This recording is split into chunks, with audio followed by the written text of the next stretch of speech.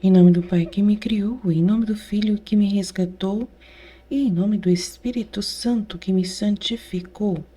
Divina vontade, reina na minha vontade.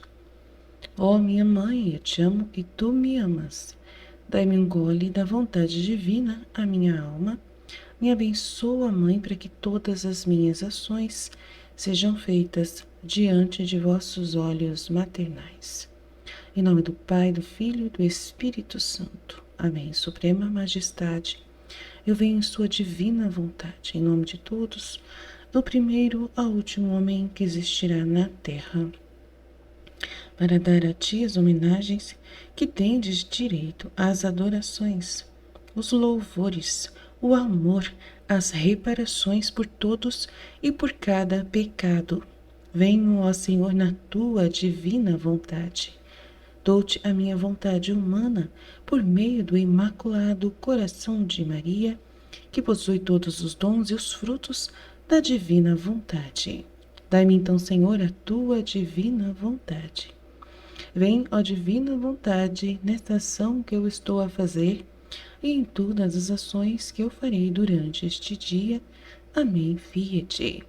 Vinde, ó Espírito Santo, vinde por meio da poderosa intercessão do Imaculado Coração de Maria, vossa amadíssima esposa e nossa mãe. Amém.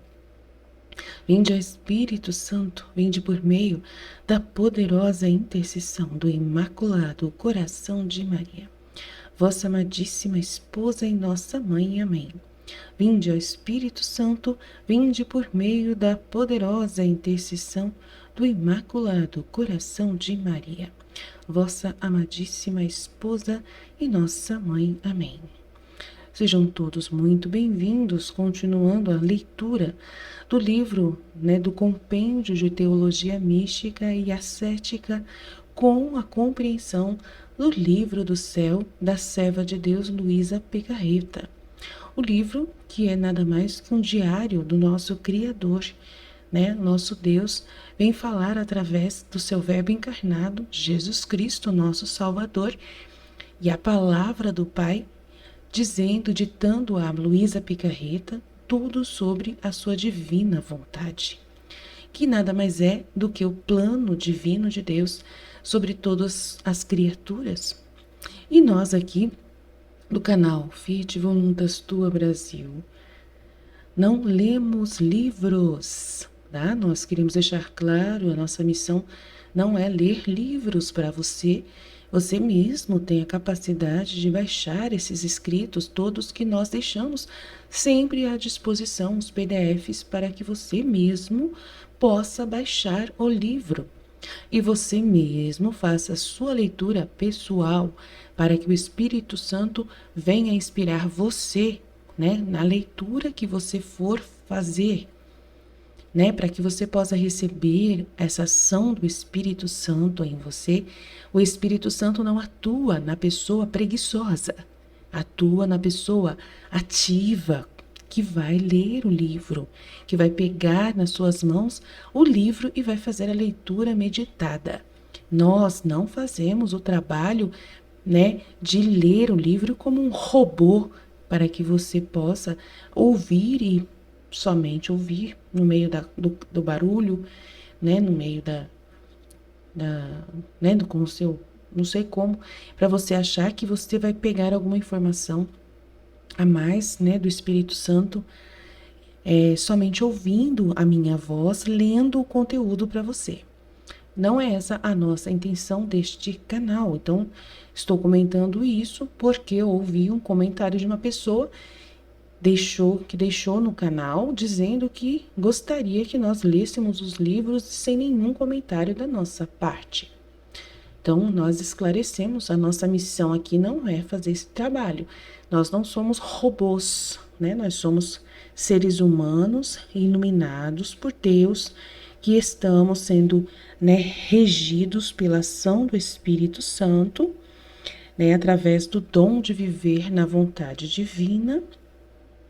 Então, nós, ao lermos os escritos, sejam quais forem, nós vamos sim, com certeza, corresponder à leitura e dar né, a compreensão que o Espírito Santo nos forneceu para a edificação do corpo santo de Cristo, corpo místico de Cristo, para aqueles que vierem e quiserem se alimentar espiritualmente, né, da ajuda do Espírito Santo que age na vida do outro irmão.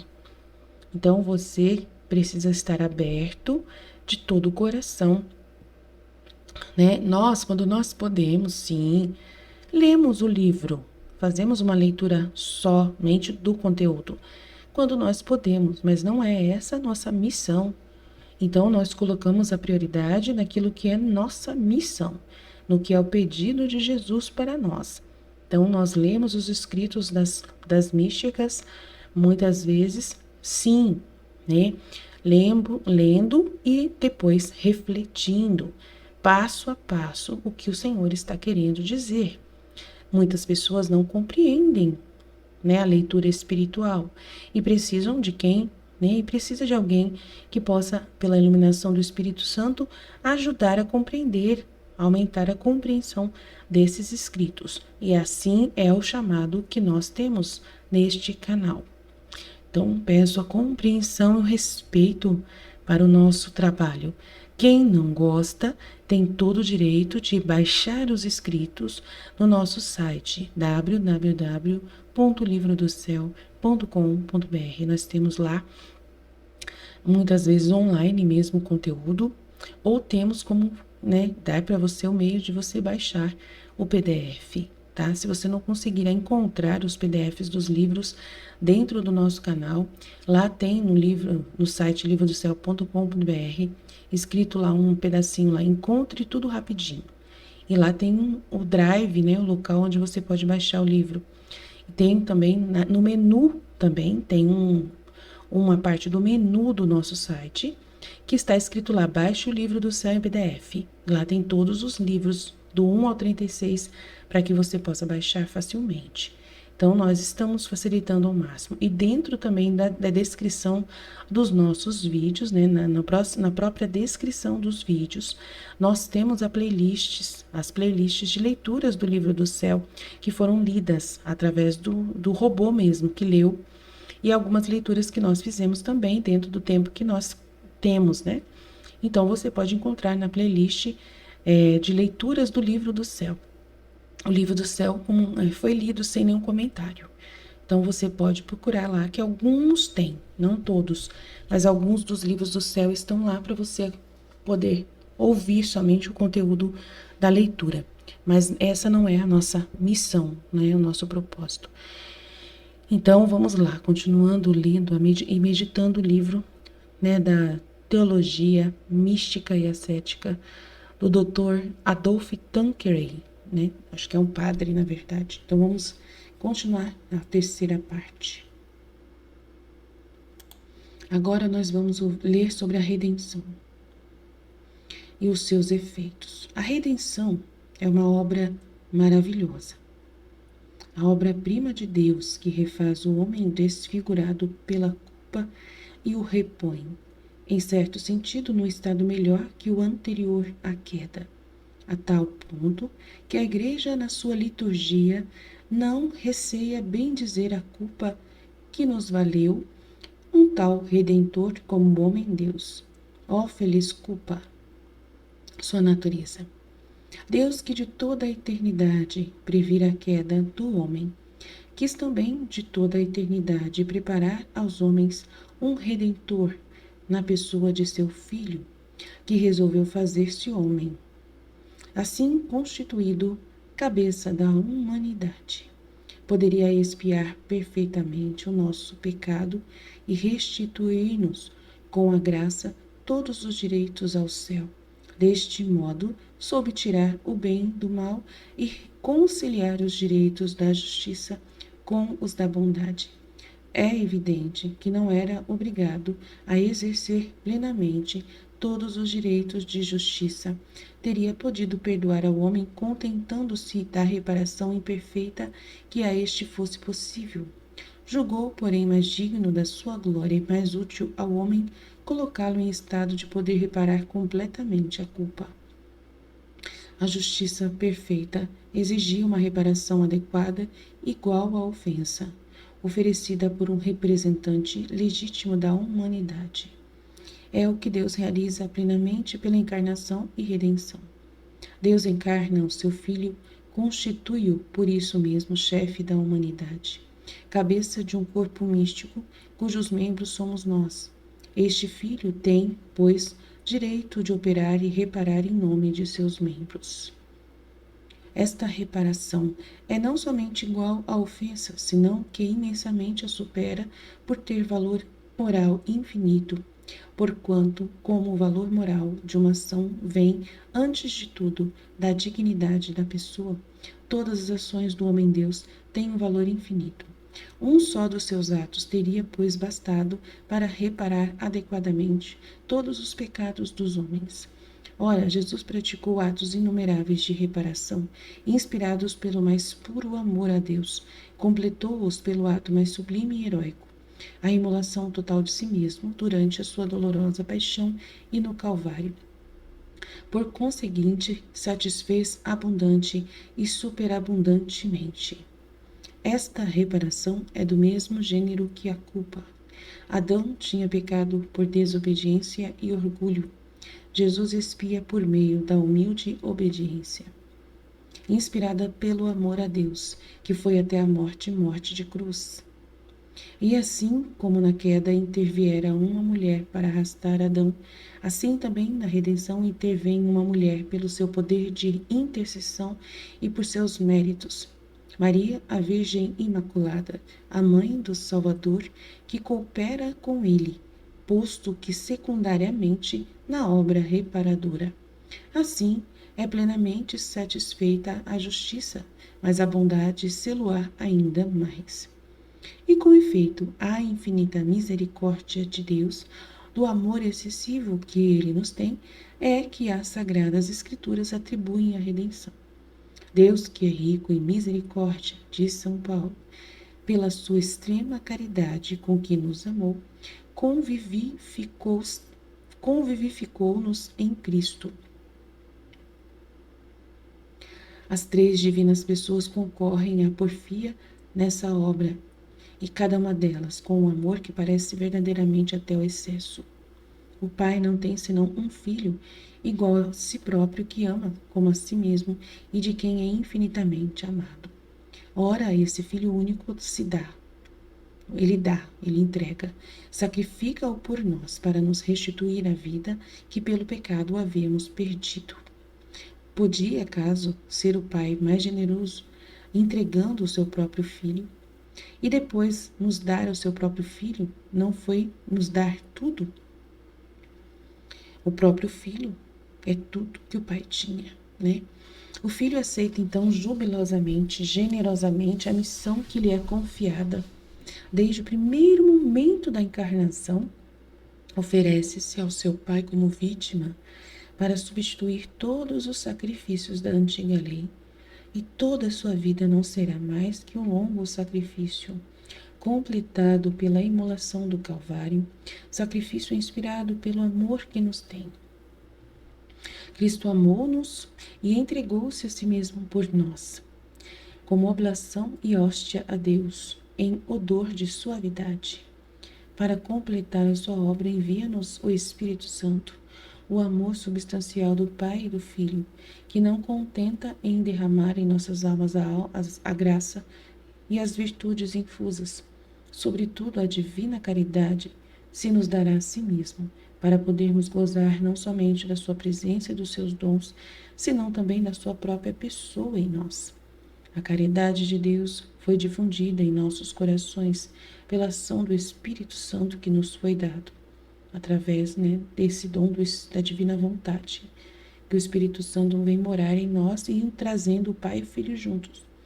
A redenção é, pois, a obra do amor por excelência, o que nos permite pressagiar os seus efeitos. Então, vamos ler o que Jesus diz no livro do céu. Então, agora, sobre a redenção, alguns trechos.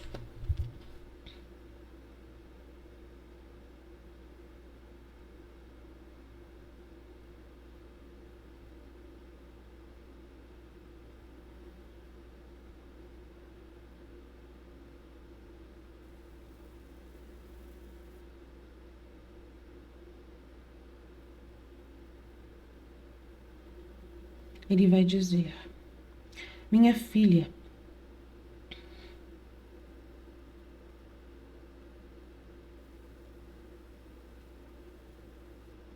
esta árvore foi concebida junto comigo no centro do meu coração, e desde então eu senti no mais profundo do coração tudo o que de bem e de mal devia fazer o homem graças a esta árvore da redenção, chamada árvore da vida.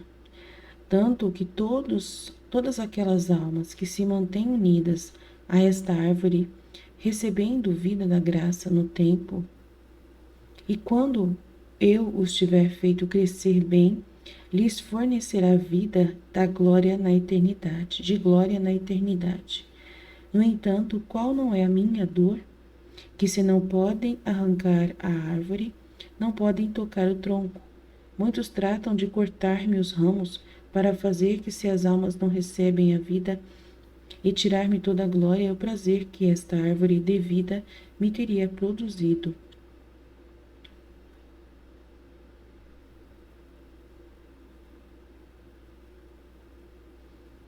Ele vai falar mais.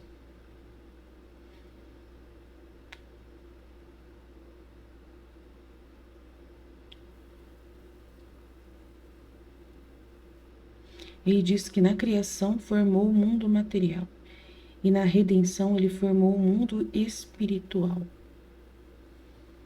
Ele fala que o pecado é um veneno que envenena toda a alma e a torna toda deformada, que chega a fazer desaparecer nela a imagem divina.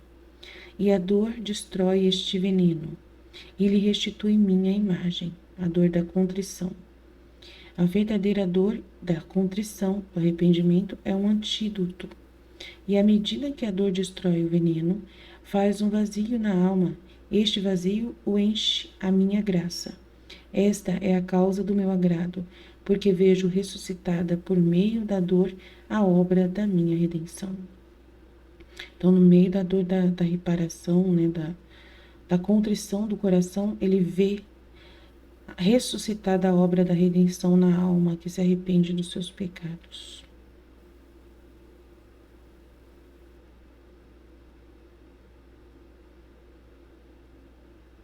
Ele fala aqui da obra dele. Minha filha, quem se serve dos sentidos para me ofender, deforma em si a minha imagem. Por isso o pecado dá morte à alma, não porque verdadeiramente morra, mas porque dá morte a tudo o que é divino nela. Se pelo contrário se serve dos sentidos para me glorificar, posso dizer: Tu és meu olho, o meu ouvido, a minha boca, as minhas mãos e os meus pés. E com isso conservem-se a minha obra criadora, e ao se glorificar, se ao glorificar-me acrescenta o sofrimento, o satisfazer, a reparação pelos outros, conserve em si a minha obra redentora. Aperfeiçoando em si estas minhas obras, ressurge a minha obra santificadora, santificando tudo e conservando-a na própria alma, porque de tudo quanto fiz na obra criadora, redentora e santificadora, transfundi na alma uma participação de mim mesmo no trabalho, né, no meu mesmo trabalho. Mas tudo está em si, a alma correspondente, se a alma corresponde à minha obra. Então, transfundi na alma uma participação de mim mesmo, do meu mesmo trabalho. Mas tudo está em si, se a alma corresponde a essas minhas obras, as obras, né? Corresponde às 3 obras: a criação, a redenção e a santificação. Muito grande isso. É quando você usa os seus sentidos para glorificar o Senhor. Se você usa o seu olho para glorificá-lo, os seus ouvidos para glorificá-lo, a boca para glorificá-lo, as mãos para glorificá-lo e os pés para glorificá-lo. Então, se você mantém tudo glorificado na pureza, você satisfaz a obra criadora. Se você usando esse material todo, esses sentidos, o uso dos sentidos para glorificar através da dor, do satisfazer, de reparar por outros, você vai fazer o trabalho de redenção em você, aperfeiçoando em você as obras da redenção. E vai ressurgir, né? E se você aperfeiçoar em si estas obras de amor pelo outro, de reparação pelo outro, né, de satisfação pelo outro, aí você vai ressurgir a obra santificadora, que vai santificar tudo. Então é muito bonito isso, hein? Lindo isso, meu Deus, muito lindo. Nossa.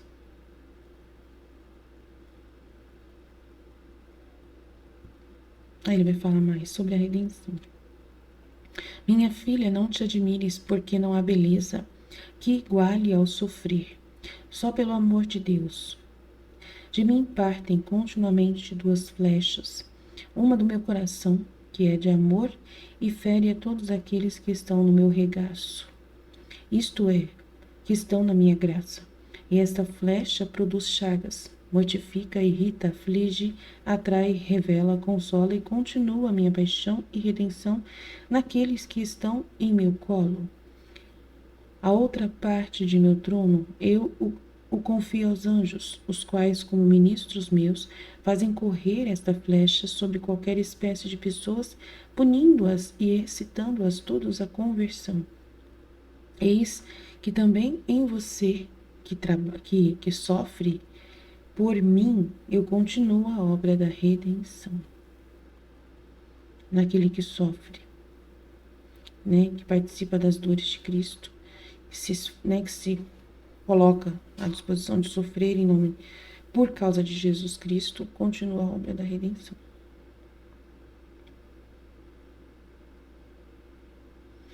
Aí ele vai falar aqui.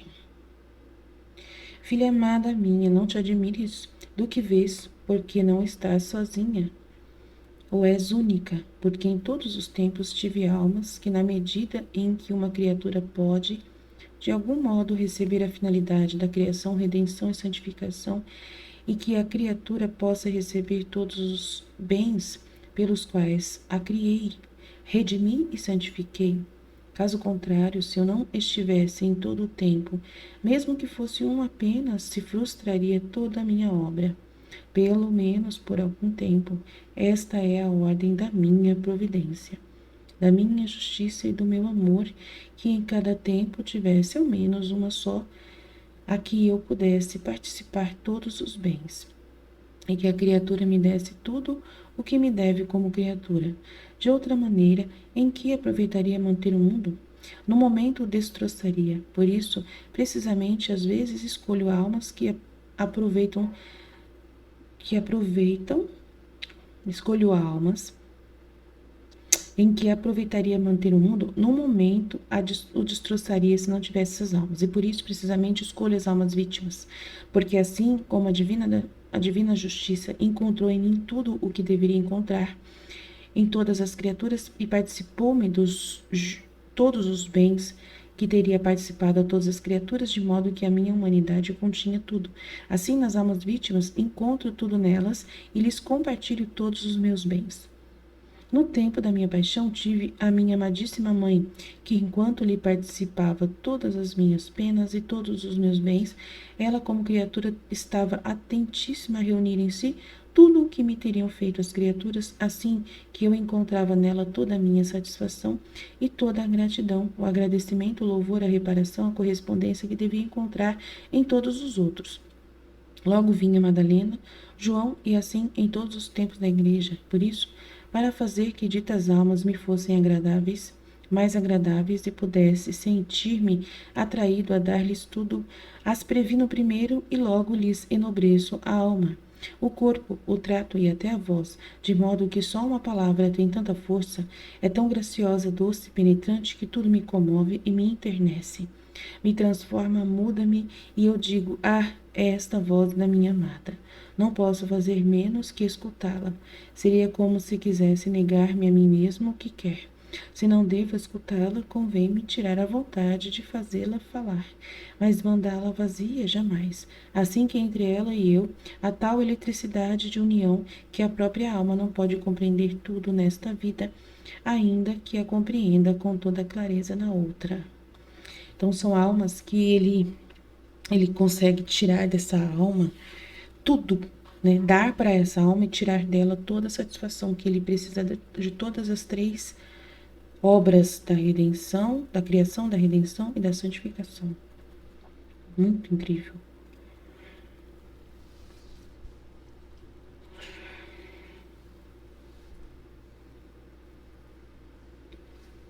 Ele vai falar mais, ele fala que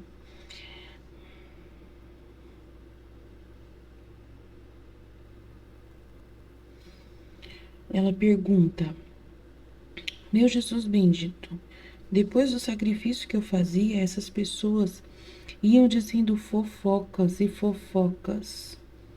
E a obediência justamente proibiu que viessem as pessoas. E Jesus disse: Este é o erro, que se preste atenção nas fofocas, e não ao bem que se deve fazer. Também de mim se disseram muitas fofocas, e se tivesse prestado atenção, isto não teria cumprido a redenção do homem. Por isso se deve pensar no que se deve fazer e não no que se diz. As fofocas ficam à conta de quem as diz.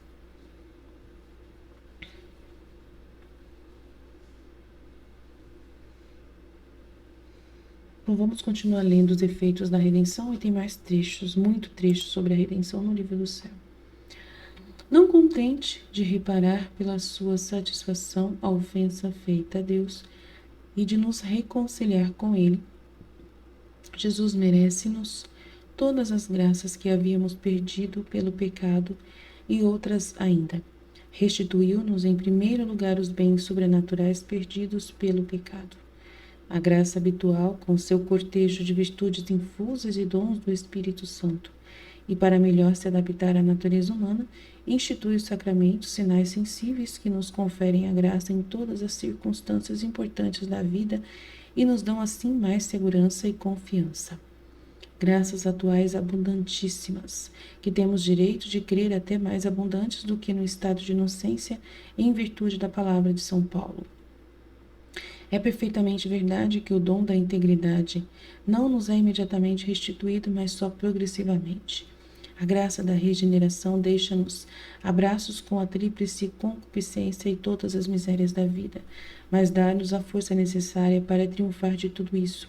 Faz-nos mais humildes, vigilantes e ativos para prevenir e vencer as tentações, robustece-nos assim na virtude e depara-nos ensejo de alcançar maiores merecimentos na obra da santificação. Pondo-nos diante dos olhos os exemplos de Jesus que tão heroicamente levou a sua cruz e a nossa, estimula-nos o ardor na luta e sustenta-nos a constância no esforço. E as graças atuais que ele nos mereceu e nos concede com tão divina prodigalidade, facilita-nos singularmente esforços e vitórias. À medida que lutamos sob a direção com o apoio do Divino Mestre, a concupiscência vai diminuindo, a nossa força de resistência vai aumentando e chega por fim a hora em que muitas almas privilegiadas são de tal modo confirmadas na virtude que, não obstante ficarem com liberdade de pecar, não cometem falta alguma de propósito deliberado. A vitória definitiva não se alcança senão ao entrar no céu, mas será tanto mais gloriosa quanto maiores forem os esforços com que a houvermos comprado. Não podemos, pois, exclamar: ó feliz culpa! A estes auxílios interiores acrescentou nosso Senhor outros exteriores, em particular a Igreja visível, que fundou e organizou para nos iluminar os espíritos com a sua autoridade doutrinal, sustentar as vontades com o seu poder legislativo e judicial, santificar as almas com os sacramentos sacramentais e indulgências. Não encontramos em tudo isto o auxílio imenso de que devemos dar graças a Deus? Ó feliz culpa! Enfim, se não for o pecado original, não é certo que o Verbo houvesse de encarnar. Ora, a encarnação é um bem tão precioso que por si só basta para justificar e explicar o canto da Igreja, ó feliz culpa. Em lugar de um chefe bem dotado, sem dúvida mais falível e pecável, temos por cabeça o Filho eterno de Deus, que, revestido da nossa natureza, é homem tão verdadeiro como é verdadeiro Deus. É o mediador ideal, mediador da religião, como é o da redenção, que adora o Pai não somente em seu nome, senão também em nome da humanidade inteira, mas ainda em nome dos anjos, que por ele tem a dita de gloriar a Deus. É o sacerdote perfeito que tem livre acesso ao trono de Deus pela sua natureza divina e se inclina compassivamente para os homens, constituídos seus irmãos, e ele, rodeado como está de fraqueza, trata com indulgência. Com ele e por ele podemos tributar a Deus as homenagens infinitas a que tem direito. Com ele e por ele podemos alcançar todas as graças de que precisamos para nós e para nossos irmãos. Quando adoramos, é Ele quem adora em nós e por nós. Quando pedimos socorro, é Ele quem apoia as nossas súplicas. Eis o motivo porque tudo quanto pedimos ao Pai, em seu nome, nos é liberalmente concedido. Devemos, pois, regozijar-nos de ter um tal Redentor, um tal Mediador e depositar nele confiança ilimitada. Conclusão: este esboço histórico faz avultar maravilhosamente tanto a excelência da vida sobrenatural como a grandeza da fraqueza daquele que dela é beneficiário. Excelente é sem dúvida esta vida, porquanto vem do pensamento afetuoso de Deus, o qual de toda a eternidade nos amou e nos quis unir a si mesmo na mais doce intimidade. In caritate perpetua. Com amor eterno te amei, por isso, compadecido de ti, te atraí a mim. É uma participação real, se bem que finita, da natureza e vida de Deus. É avaliada por Deus em tal alto preço que, para nula restituir, o Pai sacrifica o seu Filho único. Este imola-se completamente e o Espírito Santo vem à nossa alma para nula comunicar. É, pois, o bem precioso entre todos, que devemos estimar acima de tudo, guardar e cultivar com o mais cioso desvelo. E contudo trazemos este tesouro num vaso tão frágil, se os nossos primeiros pais, dotados do dom da integridade, cercados de toda sorte de privilégios, o perderam desventurosamente para si e para sua descendência, que não havemos de recear nós, que a despeito da regeneração espiritual estamos sujeitos à tríplice concupiscência? Há sem dúvida em nós tendências nobres e generosas que vêm do que existe de bom de nossa natureza, em nossa natureza e sobretudo da nossa incorporação em Cristo e das energias sobrenaturais que nos são dadas em atitude, em virtude dos seus méritos. Nós, porém, continuamos a ser fracos e inconstantes, se deixamos de nos apoiar naquele que é nosso braço direito, ao mesmo tempo que é nossa cabeça. O segredo da nossa força não está em nós, senão em Deus e em Jesus Cristo. A história dos nossos primeiros pais e da sua queda lamentável mostra-nos que o maior mal, o único mal neste mundo é o pecado, que devemos, por conseguinte, ser constantes e vigilantes, constantemente vigilantes para repelir imediata e energicamente os primeiros assaltos do inimigo, venha ele de onde vier, de fora ou de dentro. Estamos, aliás, bem armados contra ele, como Nolo mostrará o capítulo 2 sobre a natureza da vida cristã. Então, falando um pouquinho mais sobre a redenção, vamos ver o que o Senhor mais tem a dizer. É muita coisa, gente, é muita coisa. Aqui ele fala aqui, ó. Minha filha, as penas que me deu a divindade do meu Pai superam por muito as penas que me deram as criaturas, tanto na potência como na intensidade, multiplicidade e na duração. Mas não houve nem justiça nem ódio, senão sumo amor, acordo das três divinas pessoas, empenho que eu tinha tomado sobre mim de salvar as almas à custa de sofrer tantas mortes por quantas criaturas saíam à luz da criação, e que o Pai com sumo amor me havia outorgado. Na divindade não existe nem pode existir, nem a injustiça nem o ódio, portanto era incapaz de me fazer sofrer essas penas, mas o homem com o pecado tinha cometido suma injustiça, ódio, etc. E eu, para glorificar ao Pai completamente, devia sofrer a injustiça, o ódio e as zombarias, etc. Eis porque o último dos meus dias, os mortais, sofria paixão por parte das criaturas, onde foram tantas essas injustiças, os ódios, as zombarias, as vinganças, as humilhações que me fizeram. que a minha pobre humanidade a converteram no opróbrio de todos, a tal ponto que não parecia que eu fosse homem. Desfiguraram-me tanto que eles mesmos tinham horror de me olhar. Era a objeção e descarte de todos, assim que poderia chamá-las duas paixões distintas. As criaturas não me podiam dar tantas mortes nem tantas penas, por quantas criaturas e pecados haveriam elas de cometer. Eram incapazes e por isso a divindade, o próprio Pai, tomou o empenho, mas com sumo amor e de acordo entre nós. Por outro lado, a divindade era incapaz de injustiça, etc. E assim entraram as criaturas e completei em todo a obra da redenção. Nossa, que incrível, gente. Quanto me custam as almas, e é por isso que as amo tanto. Incrível. Ele fala, os ensinamentos que eu estou dando aqui nunca são para condenar. E ainda que fizesse uma só vez o que te ensinei no céu, da tua alma é sempre uma estrela que pões, porque assim como estendi um céu sobre a natureza humana, meu Fiat o adornou de estrelas, assim também estendi o céu no fundo da sua alma. E o Fiat do bem que faz, porque todo bem é fruto da minha vontade. Vem em beleza com estrelas este céu, assim que se faz bens. Se faz 10 bens, põe 10 estrelas, se 1000 bens, 1000 estrelas. Então, pensa antes de repetir quanto mais puderes os meus ensinamentos que eu estou dando para adornar as estrelas do céu da tua alma, a fim de que este céu da tua alma não seja inferior ao céu que resplandece sobre o vosso horizonte. E cada estrela levará a marca de um ensinamento do teu Jesus.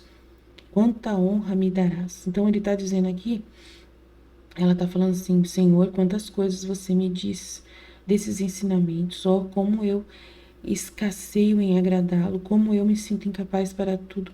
Então os seus muitos ensinamentos serão para minha condenação. Olha só.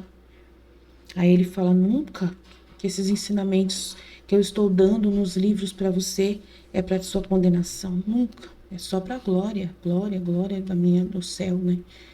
Então a gente não pode ter medo de ler esses escritos, nunca, de conhecer essas verdades. Nunca, nunca, nunca, nunca, nunca. Aí ele vai falar mais aqui, ó. Ele vai falar, minha filha, o primeiro Fiat foi dito na criação, sem intervenção de nenhuma criatura. O segundo Fiat foi dito na redenção, e quis a intervenção da criatura e escolhi minha mãe como cumprimento do segundo Fiat. Agora, a cumprir, quero dizer o terceiro Fiat, e quero dizer por meio de você, Luísa, escolhi-te para cumprir o terceiro Fiat. Este terceiro Fiat completará a glória, a honra do Fiat da criação e será confirmação, desenvolvimento dos frutos e bens do Fiat da redenção.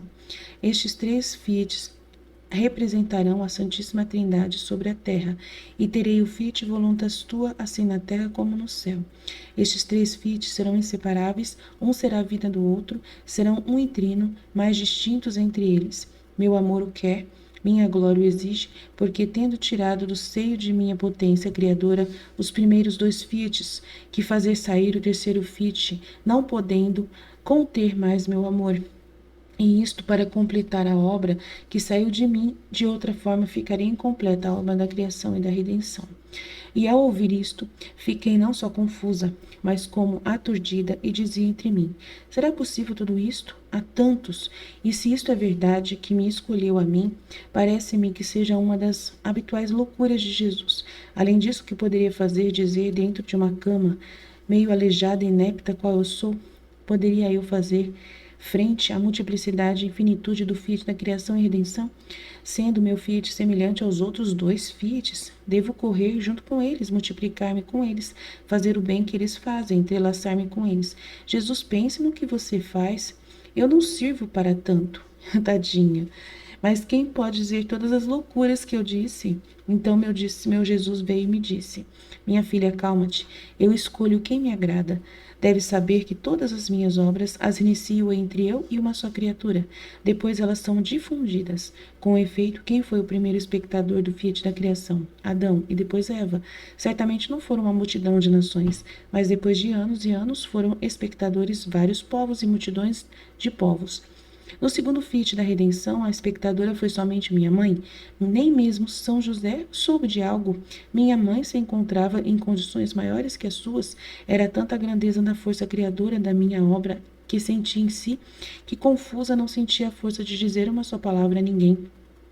E se depois São José o soube, fui eu quem lhe o manifestei. Assim, no seu ventre virginal, como semente, brotou este fiat, formou a espiga para multiplicar. E logo sai a luz do dia, mas quem foram os espectadores? Pouquíssimos. E na permanência de Nazaré, os únicos espectadores eram minha mãe e São José. Quando minha humanidade cresceu, saí e me fiz conhecido, mas não a todos. Logo se difundiu mais e se difundirá mais ainda. Assim será também no terceiro fiat. Germinará em ti a semente, formar-se-á a espiga, só o sacerdote terá conhecimento, depois poucas almas, e depois se difundirá e fará o mesmo caminho que a criação e redenção. Quanto mais você se sente aniquilada, tanto mais cresce em você e se fecunda a espiga do terceiro fiat. Por isso, seja atenta e fiel. Aí ele vai falar mais do terceiro fiat. Minha filha, é certo, em minha vontade está a força criadora, e dentro de um só fiat meu saíram milhões e milhões de estrelas. Do fiat mir de minha mãe, do qual teve origem minha redenção. Saem milhões e milhões de atos de graça para se comunicar às almas. Estes atos de graça são mais belos, mais resplandecentes, mais multiformes que as estrelas. E enquanto as estrelas estão fixas e não se multiplicam, os atos da graça multiplicam-se ao infinito. A cada instante correm, atraem as criaturas, as fazem felizes, as fortificam e lhes dão vida. Ah, se as criaturas pudessem ver na ordem natural da graça, ouviriam tais harmonias, veriam tal espetáculo encantador, que pensariam que fosse seu paraíso. Agora também o terceiro fiat deve correr junto com os outros dois fiats, deve multiplicar-se ao infinito, e a cada instante deve dar tantos atos, por quantos atos de graça saem do meu seio, por quantas estrelas, por quantas gotas de água e por quantas coisas criadas faz sair o fiat da criação, deve confundir-se junto e dizer: quantos atos sois vós? Tanto faço eu. Estes três fiats têm o mesmo valor e poder. Tu desapareces, é o fiat que age, e por isso também tu no meu fiat onipotente podes dizer: quero criar tanto amor, tantas adorações, tantas bênçãos, tanta glória ao meu Deus, para suprir a todos e a tudo. As tuas ações encherão o céu e a terra, multiplicar-se-ão com os atos da criação e da redenção, e tornar-se-ão só. Vai parecer surpreendente e inacreditável para alguns tudo isso, mas então eles devem questionar a minha potência criadora. E além disso, quando sou eu quem ama, quem dá esse poder, toda dúvida cessa. Não sou livre de fazer o que quero e de dar a quem eu quero? Fique atenta, eu estarei com você, te cobrirei com minha força criadora e cumprirei o que quero em você.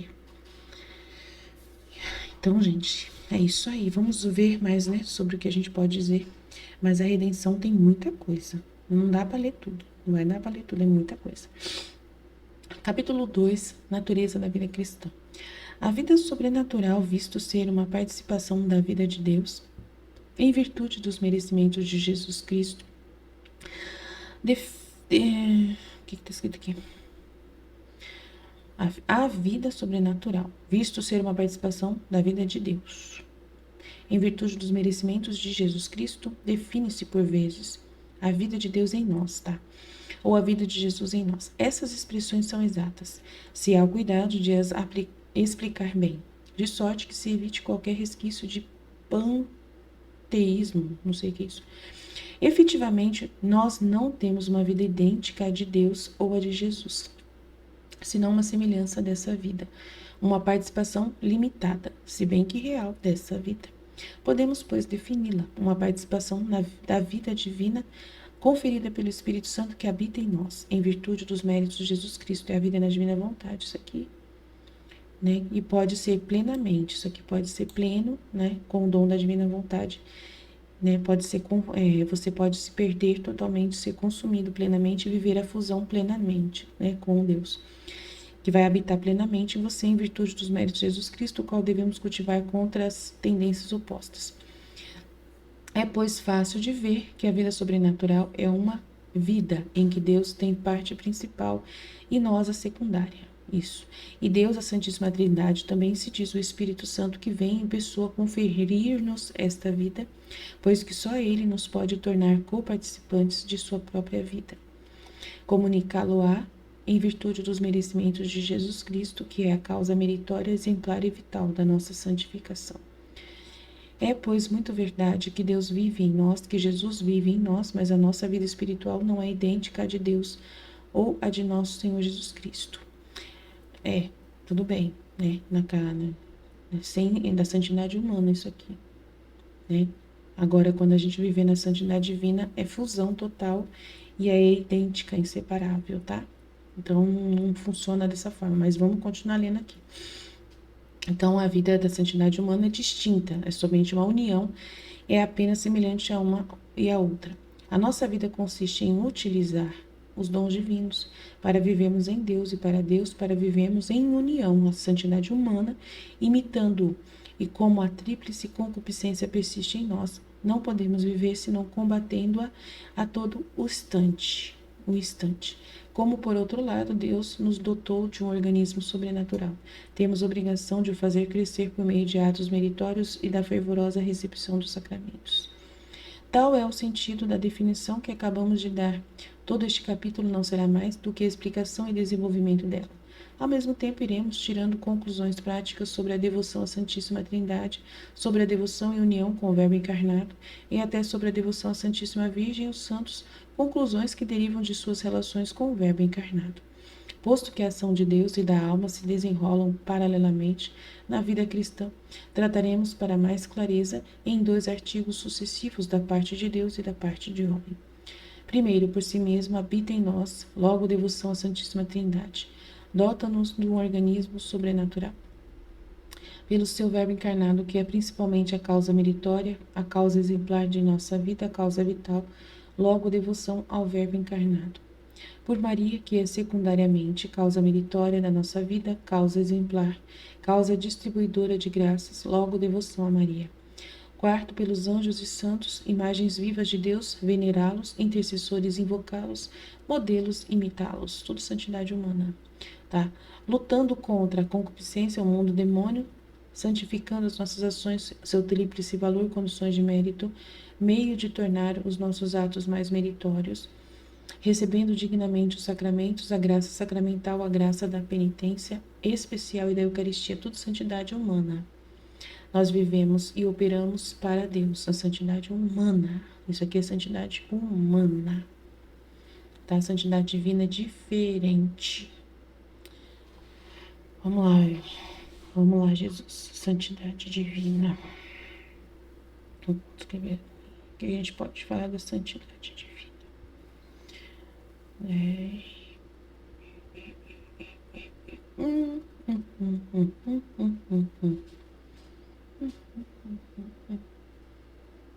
Vou continuar lendo aqui, depois a gente, achando aqui, a gente lê o que está escrito no livro do céu. Artigo 1. Da parte de Deus na vida cristã. Deus opera em nós que por si mesmo, quer pelo Verbo encarnado, quer por intermédio da Santíssima Virgem, dos anjos e dos santos, da parte da Santíssima Trindade. O primeiro princípio, a causa eficiente principal e a causa exemplar da vida sobrenatural em nós é a Santíssima Trindade, por apropriação, o Espírito Santo. E com efeito, conquanto a vida da graça seja a obra comum das 3 divinas pessoas, por ser uma obra ad extra, externa, atribui contudo especialmente ao Espírito Santo por ser uma obra de amor. Ora, a Santíssima Trindade contribui para a nossa santificação de 2 maneiras. Vem habitar a nossa alma e produz nela um organismo sobrenatural que, sobrenaturalizando esta alma, lhe permite fazer atos divinos, deiformes divinos. Então, vamos lá. O que é a santidade divina? Aqui, ó. Vamos ler. Minha filha, quando se tem gostos maiores, os gostos menores perdem o seu deleite, a sua atração, e por isso se veem com indiferença. A cruz ata a graça, mas quem a alimenta, quem a faz crescer a devida estatura, é minha vontade. É só ela que completa tudo e faz cumprir meus mais altos desígnios na alma, e se não fosse por minha vontade, a mesma cruz, por quanto poder e grandeza contém, pode fazer com que as almas permaneçam a meio caminho. Oh, quantos sofrem, mas como lhes falta o alimento contínuo da minha vontade, não chegam à meta. a destruição do querer humano, e o querer divino não pode dar o último toque, a última pincelada da santidade divina. Olha, tu dizes que desapareceram pregos e cruz. Falso, filha, falso. Antes tua cruz era pequena e incompleta. Agora minha vontade, elevando-te mais nela, faz com que a tua cruz seja enorme. E cada ato que fazes em minha vontade é um prego que recebe o teu querer. E vivendo em minha vontade, a tua se estende tanto que te difundes em cada criatura, e me dá por cada uma a vida que lhes dei, para devolver-me a honra, a glória, a finalidade para os quais as criei. Olha, a tua cruz estende-se não só para ti agora, mas por cada uma das criaturas.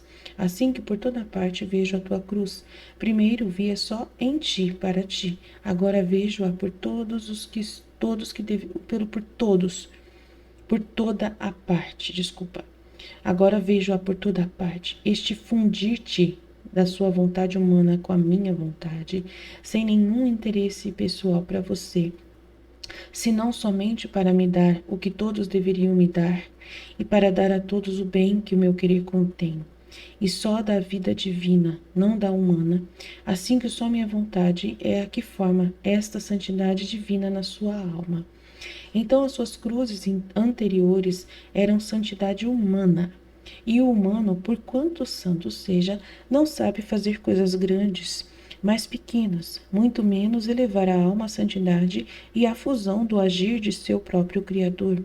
Fica sempre na restrição de criatura humana, mas a minha divina vontade derruba essas barreiras humanas. A lança na imensidão divina essa alma, e tudo se faz imenso nesta alma. Cruz, prego, santidade, amor, reparação, tudo. A minha mira sobre ti não era a santidade humana, embora fosse necessário que primeiro fizesse as pequenas coisas em ti, e por isso me deleitava tanto. Agora, tendo-te feito passar mais adiante e devendo te fazer viver da minha vontade, vendo tua pequenez, teu átomo abraçar a imensidão para dar-me por todos e por cada um amor e glória para voltar a dar-me todos os direitos de toda a criação, isto me deleita tanto, que todas as outras coisas não me agradam mais. Então a sua cruz, os teus pregos serão a minha vontade. Aquela que, tendo crucificada a tua, completará em ti a verdadeira crucificação, não há intervalos, mas perpétua, toda semelhante à minha, que fui concebido, crucificado e morto, crucificado. Alimentada a minha cruz da única vontade eterna, por isso, por todos e por cada um, eu fui crucificado. Minha cruz selou a todos com o seu emblema. Então, a santidade divina, tá vendo? Tá bem claro aqui. Vamos lá. Então, é a habitação do Espírito Santo na alma. Sendo como é a vida cristã uma participação da própria vida de Deus, é evidente que só Ele nola pode conferir. Ei-lo, ou vindo habitar em nossas almas e dando-se-nos todo, para nós podermos cumprir os nossos deveres para com Ele, gozar de sua presença e deixar-nos conduzir por Ele com docilidade, ao fim de alcançarmos as disposições e virtudes de Jesus Cristo, e o que os teólogos chamam a graça incriada. Veremos, pois, como as três divinas pessoas vivem em nós, segundo como nos devemos portar a seu respeito. Como as divinas pessoas habitam em nós.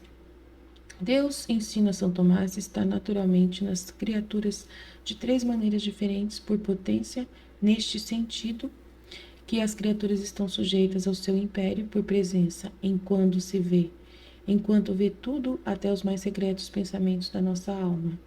Por essência, porquanto opera em toda parte é a plenitude do ser e a causa primeira de tudo quanto há de real nas criaturas, comunicando-lhes sem cessar não somente o movimento e a vida, senão também o mesmo ser. Mas a sua presença em nós, pela graça, é de uma ordem muito superior e mais íntima. Não é somente a presença do Criador e do Conservador que sustenta os seres que criou, é a presença da Santíssima e Adorabilíssima Trindade que a fé nos revela. O Pai vem a nós e em nós continua a gerar o seu verbo, com ele recebemos o Filho, perfeitamente igual ao Pai, imagem sua viva e substancial, que não cessa de amar infinitamente ao seu Pai como é dele amado.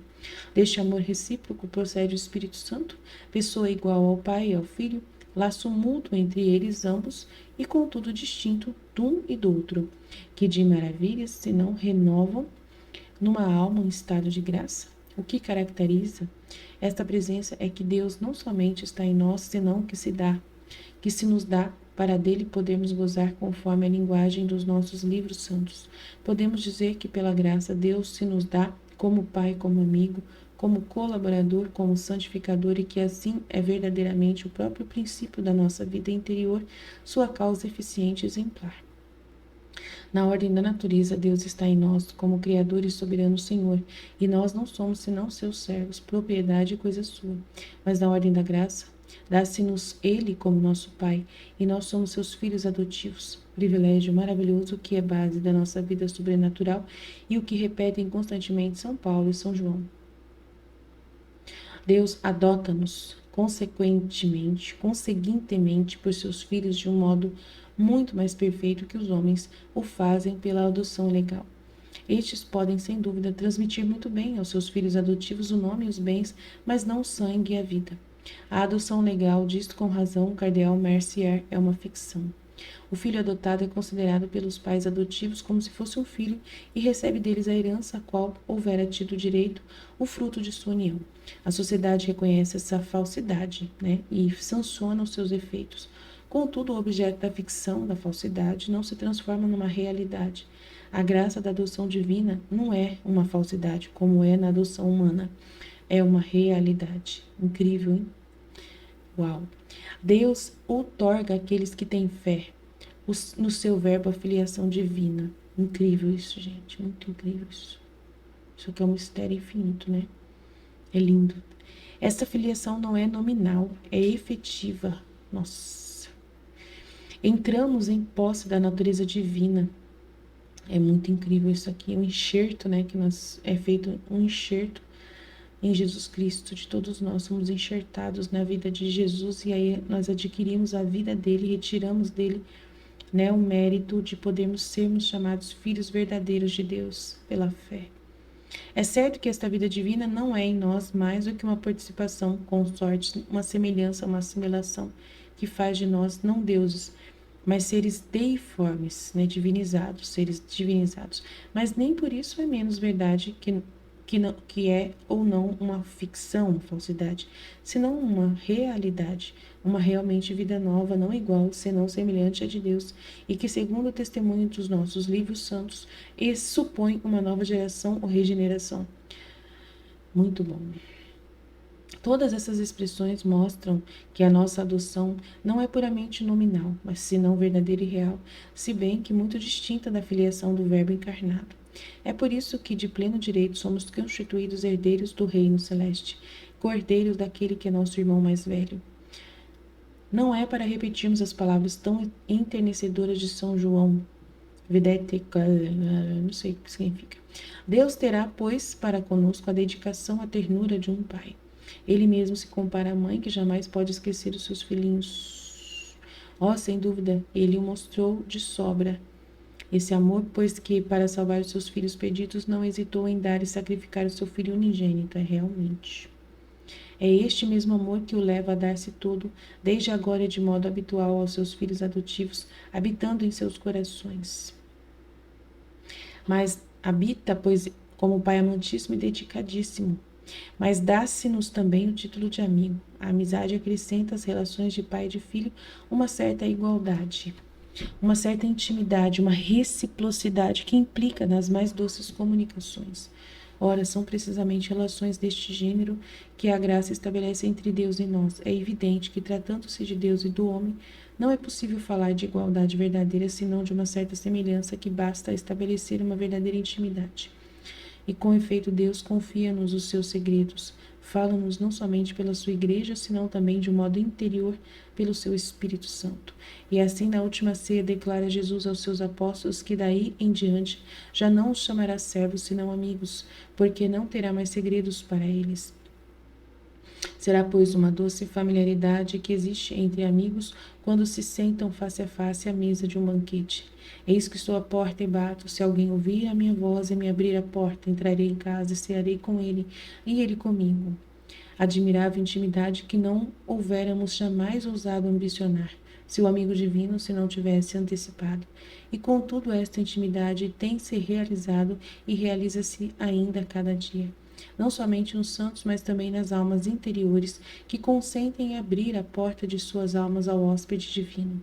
É o que nos atesta o autor da imitação quando descreve as frequentes visitas do Espírito Santo às almas interiores, os doces colóquios que entretém com elas, as consolações e carícias de que as cumula, a paz que nelas faz reinar, a assombrosa familiaridade com que as trata. Demais, a vida dos místicos contemporâneos, tais como Santa Teresa do Menino Jesus, Soror Isabel da Trindade, Gema Galgani e tantos outros mostram-nos que estas palavras da imitação se realizam todos os dias. É, pois, verdade pura que Deus vive em nós como um amigo íntimo. Mas não fique em nós ocioso, opere em nossa alma, como o mais poderoso dos colaboradores. Como sabe perfeitamente que de nós mesmos não podemos cultivar esta vida sobrenatural em nós depositada, ele supre a nossa impotência, colaborando conosco pela graça atual. Necessitamos de luz para perceber as verdades da fé, que doravante nos guiarão os passos. É Ele, o Pai das luzes, que nos virá iluminar a inteligência acerca de nosso último fim e dos meios para o alcançar. É Ele quem nos sugerirá bons pensamentos inspiradores de boas ações. Precisamos de força para querer sinceramente orientar a vida para o nosso fim, para o querer enérgica e constantemente. É Ele que nos dará esse concurso sobrenatural que nos permite formar e cumprir as nossas resoluções. Se se trata de combater ou disciplinar as nossas paixões, de vencer as tentações que por vezes nos importunam, é Ele ainda que nos dará força para lhes resistir e tirar delas partido, para nos fortalecermos na virtude. Quando, fatigados de praticar o bem, nos sentirmos tentados ao desalento e aos desfalecimentos, Ele se aproximará de nós para nos sustentar e assegurar a perseverança. Aquele que começou em vós a obra santificadora, aperfeiçoá-la até o dia de Cristo Jesus. Numa palavra, jamais estaremos sós. Ainda quando privados de consolação, nos julgarmos desamparados, a graça de Deus estará sempre conosco, contanto que consintamos em trabalhar com ela. Apoiados neste poderoso colaborador, seremos invencíveis, pois que tudo podemos naquele que nos conforta.